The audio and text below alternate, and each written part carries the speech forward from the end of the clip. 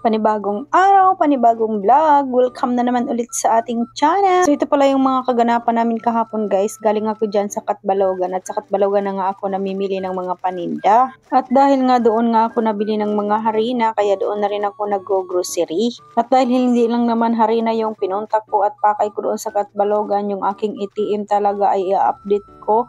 Kasi nga ay nabawasan ba yung maintaining balance niya, kaya kailangan ko talaga siyang puntahan doon sa bangko, tapos kunin ko na rin yung aking bank account number dahil hindi ko alam at naiwala ko yung aking bank account number. Ina-update na kasi sa akin ni Mita yung aking bank account number, kaya ayun, pumunta talaga ako ng Catbalogan, no? So medyo tanghali na kami nakauwi. So pagdating ko dito sa bahay, ayan agad yung aking mga inaasikaso, yung aking mga paninda. Kaso lang ay nawala na naman ulit yung ating wifi, kaya hindi ako nakapag-upload kahapon. Tapos ayun, kanina lang bumalik yung aming wifi, kaya ayan, thank God talaga na bumalik na talaga yung aming wifi at makapag-upload na nga ako. Ganito kasi yan nangyari guys sa aming wifi. Nung nung nakaraang week ay mayroong nag-connect dito ng mga wire, pati box na rin. Kaso lang, nasagi siguro yung wire namin ng aming wifi, kaya yun naputol. Tapos ayun, nag-report ako doon sa opisina ng Globe. Ayun, mga 3 days pa bago sila pumupunta yung mga nag-aayos ng wifi. Kaya ayun, medyo matagalan talaga. Tapos nung naayos na yung wifi namin, nang pagkatalikod lang talaga ng technician, ay nawala na naman ulit. Kaya ayun, 3 days na naman ulit. Bago na nag-report na naman ulit kami, 3 days na naman ulit bibisitahin yung aking bahay para ayusin yung wifi.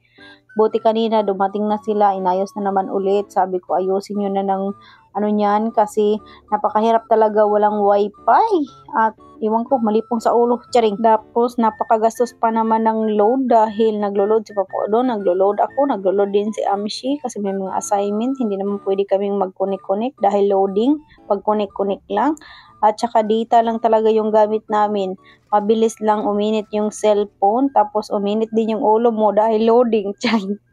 Malitaw guys, no? So ayan yung aking mga pinambibili doon sa Catbalogan, yung mga dagdag paninda, at saka wala dito sa aking tindahan. Nakalimutan ko pa nga dyan bumili ng birch tree, pero okay lang yan. Mag-order naman tayo sa French, pwede lang naman mag-order. Tapos yung na-update ko naman yung sa aking ATM, yung isa na ATM ko ay hindi ko pa na-change password, kaya yun yung aking ibabalik doon sa Catbalogan, no? Yung ATM ko na lang yung isa yung na-update ko at naayos ko nga at nakuha ko na rin yung aking bank account number. Kaya yun, alas 10 na kami nakauwi dito sa bahay at nakabili rin ako ng harina. Kunti lang naman yung harina na bili ko guys, no? Kasi pag talaga yung nakikita ko mga ilan na lang yung stock, mga 4 or 2, ayan, bibili na agad kami kasi mahirapan na naman ulit kami pag mamili yung kunti na at wala na rin talagang stocks. Hindi pa kasi nagchat sa akin yung binibilhan namin dyan sa Buray na harina, kaya kailangan talaga magpakatbalogan pa talaga kami at doon talaga kami namimili. Tapos ito na mga grocery na ito, doon din ito na nabibili ko sa binibilhan ko ng harina kasi meron silang mini grocery, kaya doon na rin at same lang naman yung price nito dyan sa Paranas na binibilhan ko sa grocery. Kaya yun, nakakabili na rin ako ng mga paninda dyan, katulad ng mga laruan at mga gamis doon na rin sa Catbalogan at mura lang. At binuksan ko nga yung parcel na iyan, natutulog na si Alter. Tapos pagising ni Alter guys, no, nakita niya yung may mga laruan akong mga kutsi-kutsi, yan mga yung tag 5 piso lang. Kaya yun, natuwa yung pagkatao niya, no, nung nakita niya may mga laruan akong benta. Sabi niya mura lang daw, 5 piso. Sinadya ko rin kasi yung bilhin, yung laruan na iyon. Kasi si Alter mahilig yan magpabili sa akin ng mga laruan. Ayun, hindi na ako nabili ng mga mamahaling laruan kasi sinisira lang niya. Tapos pag sira na, ayun, tapon na. Kaya yan, okay lang yung 5 piso na iyan.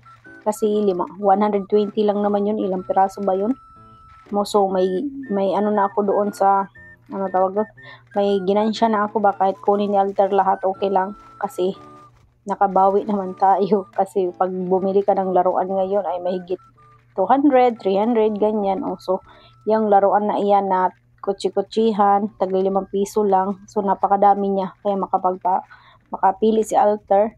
At yung puhunan lang naman ay 120 pesos, kaya tuwang-tuwa yung bata yung nabilhan ko siya ng laruan na kutsi-kutsihan.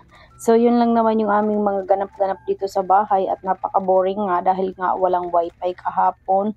Kaya ayan, dinisplay ko na lang yung mga kailangan i-display no.